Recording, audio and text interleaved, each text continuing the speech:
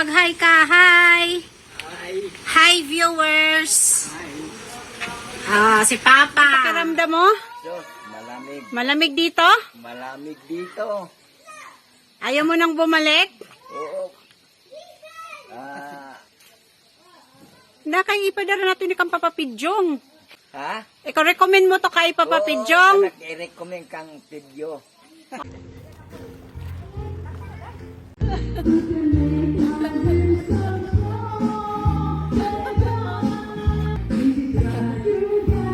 Oh, me darling.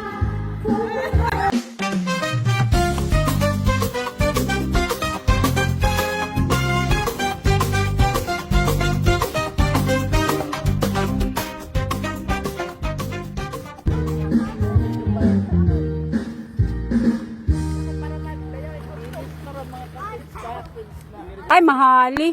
Million. Oh. Naman sa wala na ako nga to kay 1 million. 30 million. Tapos yung nanay Kailan? Hindi boy, ato ka na ito nga to.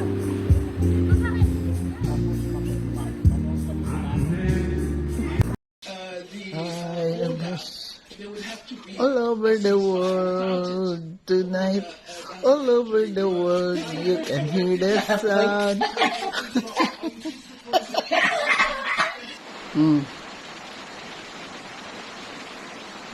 Tayo na. Hinay lang. Yan. Ganyan, abang na yan.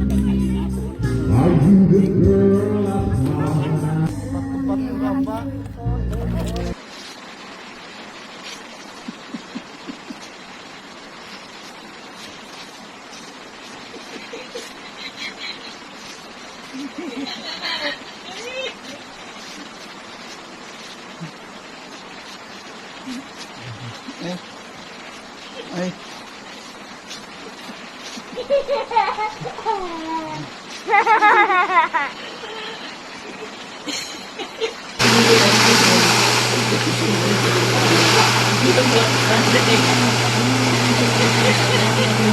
While waiting for...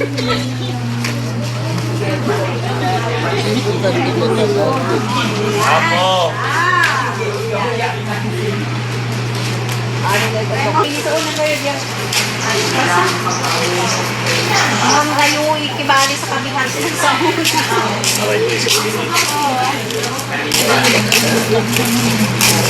Ano po ang kayo? Panguntahan na yan. Huwag kayo sa amin mo pa na. Hamo kay. Ma'am sa Tiamutana. Yan ang tati. Ano po ang kayo? Panguntahan na yan. Huwag kayo sa amin mo pa na. Ma'am sa Tiamutana.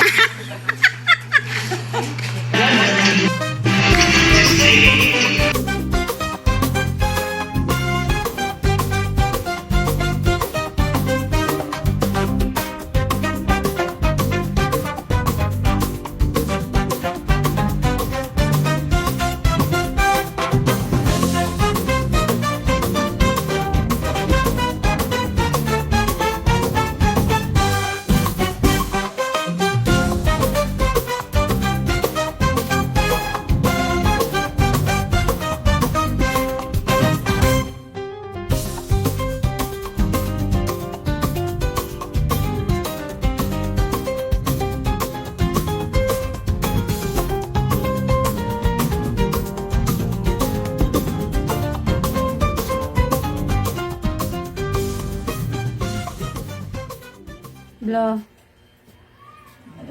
May kagobot, Blo.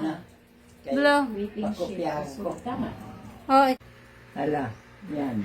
Pero kay Ate Lady, hindi ka kaut. Blo. Kay, para makuhan, Blo, Blo.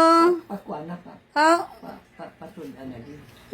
Manda ko man inibuhay. diri yan mako. Blo, Blo. Blo. Nabuli-buli ka mo si Tonya naman. Mahado ka sa gani. Holy Family Church.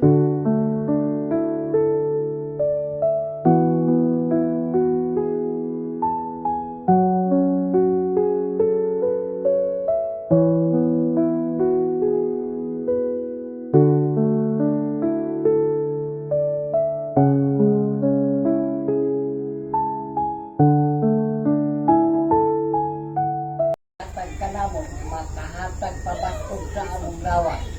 Panalangin ni usab ang adlaw na tawhan sa among igsoon si Joyce.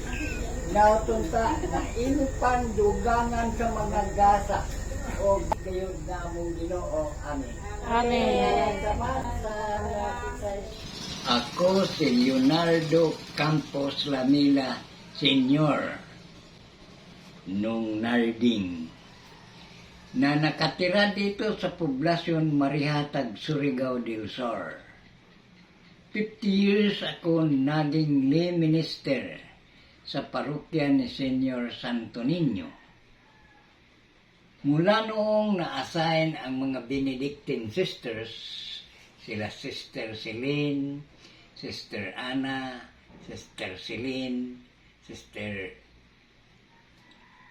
Guada, Sister Tixon, Sister Edith, Sister Nicole, at iba pang mga madre dito sa lungsod ng Marihatag, ating na-realize na maganda ang programa nila.